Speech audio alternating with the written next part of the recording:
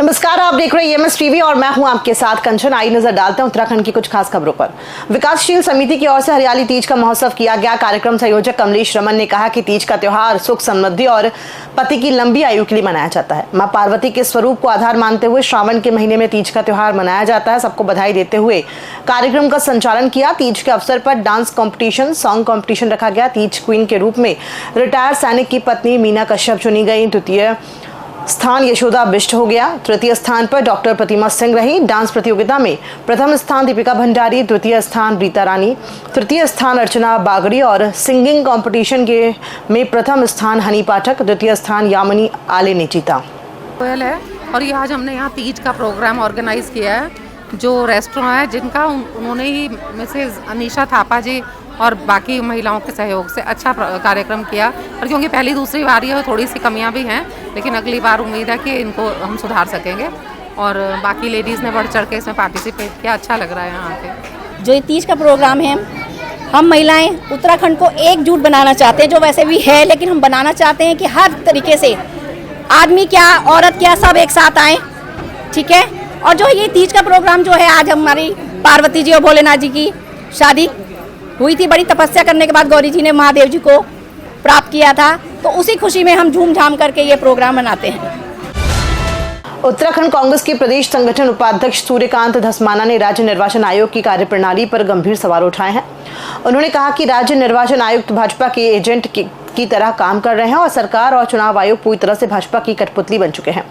धस्माना ने सुशील कुमार द्वारा जारी की गई चिट्ठियों को बेशर्मी पूर्ण बताते हुए उनके बर्खास्त किए जाने की मांग की है। उन्होंने ये भी कहा कि कांग्रेस ने इस मामले को राज्यपाल के समक्ष रखा है और जैसे ही राज्यपाल समय देंगे, कांग्रेस प्रतिनिधिमंडल उनसे भेंट करेगा। पूरा चुनाव आयोग, राज्य निर्वाचन आयोग, वो भाजपा की कठपुतली बना हुआ है, भाजपा का एजेंट बना हुआ है। राज्य निर्वाचन आयुक्त तो ऐसे काम कर रहा है जैसे बीजेपी का कोई बूथ एजेंट होगा।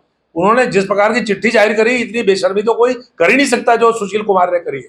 हमने तो उनके बर्खास्त करने का मांग कर रखी है।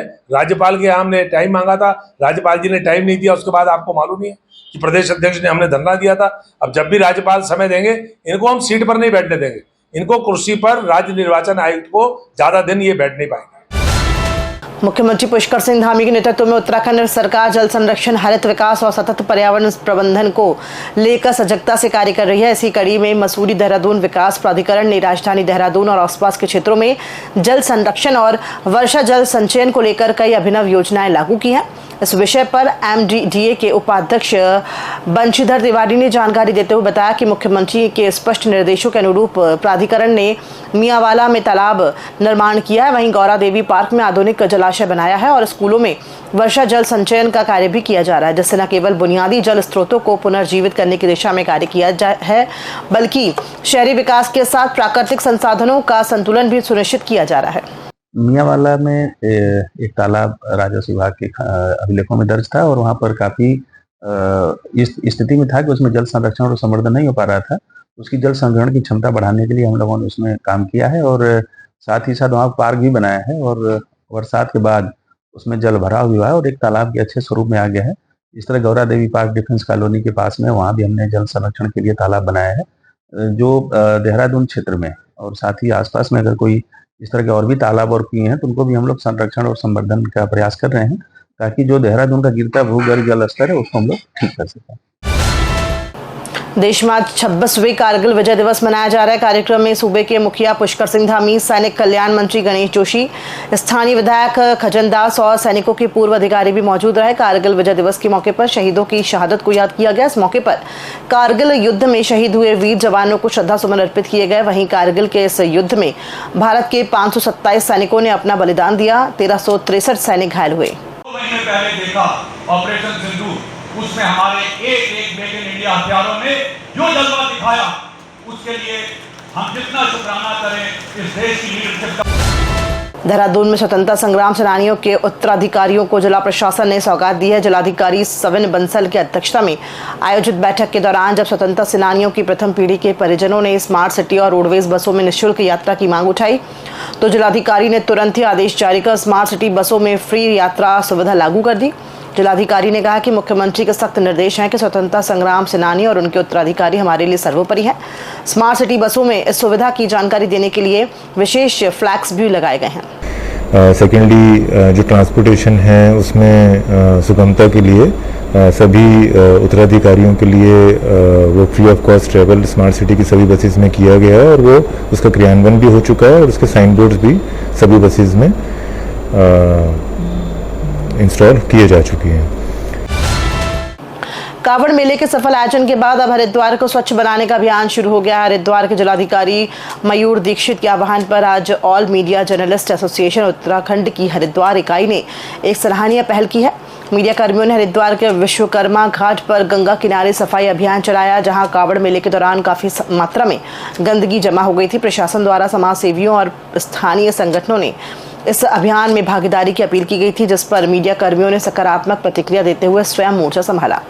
जिला अध्यक्ष नरेश तोमर ने बताया कि साफ सफाई के इस अभियान का उद्देश्य न केवल शहर को स्वच्छ बनाना है, बल्कि श्रद्धालुओं और स्थानीय लोगों में भी स्वच्छता के प्रति जागरूकता फैलाना है। खबरों में फिलहाल इतना ही। दीजिए इजाजत, नमस्कार।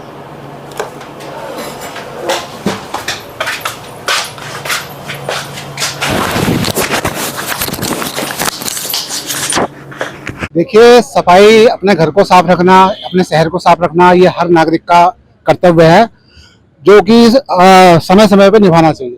आज हम लोगों ने पत्रकार एसोसिएशन ने, हमें जो हरिद्वार जर्नलिस्ट एसोसिएशन है हमारा हरिद्वार इकाई, उन्होंने एक सफाई अभियान चलाते हुए ये घाट को पूरी तरह से साफ कर दिया है। और मेरा ये कहना है कि आपको जहां भी गंदगी नजर आए वहां पे आपको कूड़ा उठा लेना है, साफ सफाई कर लेना है, क्योंकि हरिद्वार एक शहर नहीं, हमारा अपना स्वयं का घर है और अपने घर की सफाई खुद ही करनी पड़ती है। क्योंकि हम भी समाज का हिस्सा हैं और हम पत्रकार हैं, हमारा भी दायित्व बनता है कि हम भी इस शहर को साफ करें, क्योंकि इस शहर की आबो हवा हम भी सांस लेते हैं।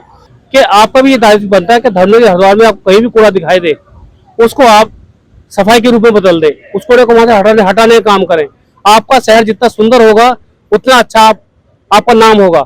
यहाँ पर घाटों की सफाई और ये ऑक्सीजन लैंड पर स्वच्छता अभियान में सभी पत्रकार बंधु अपनी टीम के साथ में जो आए हुए हैं, इसको देख करके मन गदगद हो गया कि जब आप लोग इस कार्य को कर सकते हैं, आप इस पुनीत कार्य को कर रहे हैं, तो ये हमारे लिए एक प्रेरणा है कि हम भी इस कार्य में सहभागिता करें और अपने भारत को, अपने नगर को, अपने तीर्थ स्थान को स्वच्छ रखें।